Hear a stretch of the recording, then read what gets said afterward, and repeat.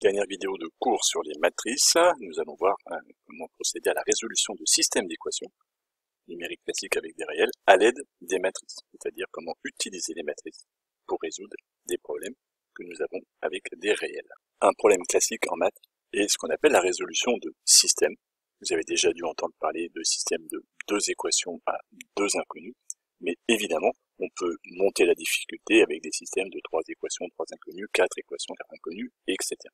Voici donc ici un système, on le reconnaît parce qu'il y a une accolade. L'accolade signifie que les 3 équations proposées sont liées entre elles, c'est le même exercice, les mêmes contraintes, avec 3 variables x, y, z, et nous voilà confrontés à une difficulté.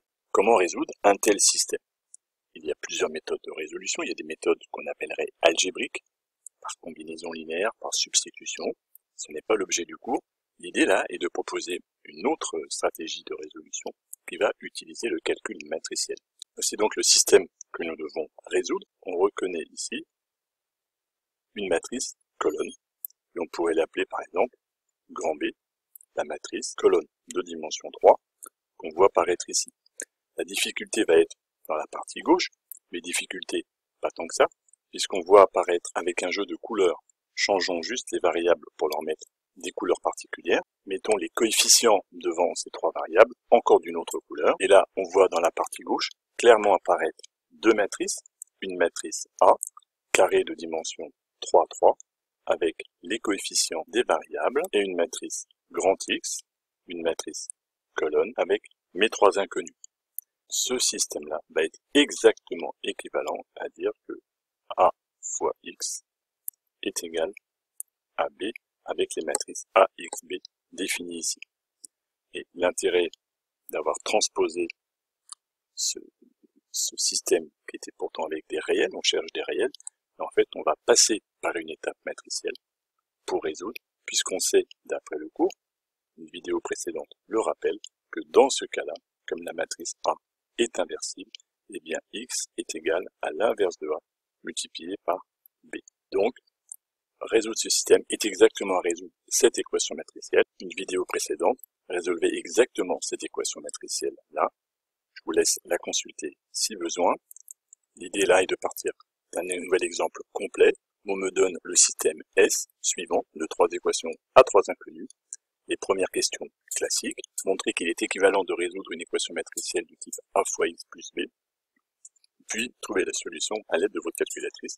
Voilà une question classique d'évaluation, voire d'exercice bac. Si on a compris ce qu'on a fait précédemment, eh bien, on va appeler la matrice A la matrice des coefficients devant chacune des 3 variables, attention de bien les ranger dans l'ordre, la matrice grand X, la matrice avec les 3 inconnus X, Y, Z, et B, la matrice colonne, ce qui est à droite du signe égal. Et dans cette situation-là, on a bien A fois X est égal à la partie gauche de mon énoncé, et ainsi, le système peut s'écrire A fois X est égal à la matrice B. On a donc répondu à la première question. Il nous reste maintenant de trouver la solution, c'est-à-dire de résoudre cette équation matricielle-là.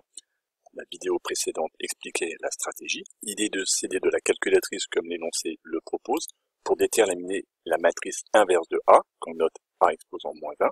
La calculatrice nous donne ce résultat-là. Une vidéo explique comment utiliser la calculatrice Casio si d'aventure vous en avez besoin. On sait que d'après le cours, A fois X est égal à B est équivalent à grand X est égal à A exposant moins 1 fois B. Du coup, on peut écrire que X, la matrice inconnue, est égal à la matrice A-1 que nous devons calculer multipliée par la matrice colonne B de l'énoncé. Ce produit matriciel-là est aussi à effectuer à la calculatrice. Et à la calculatrice, on trouve la matrice colonne, grand X est égal à 1, 1, 2. Or, on a posé dès le début de notre énoncé, la matrice grand X est égale à la matrice colonne X, Y, Z. Donc, on obtient pour solution du système le triplet 1, 1, 2. Et là, on est bien revenu avec cette question-là à mon système de 3 équations, 3 inconnues. Attention, quand on termine par cette solution-là, grand X, on a une solution matricielle, c'est-à-dire que nous avons utilisé un outil, ce qu'on appelle une modélisation en maths. Nous avons transposé un exercice qui était avec des variables, avec des nombres réels, par un problème en matrice, problème matriciel, qui nous a donné une solution, ce grand X-là.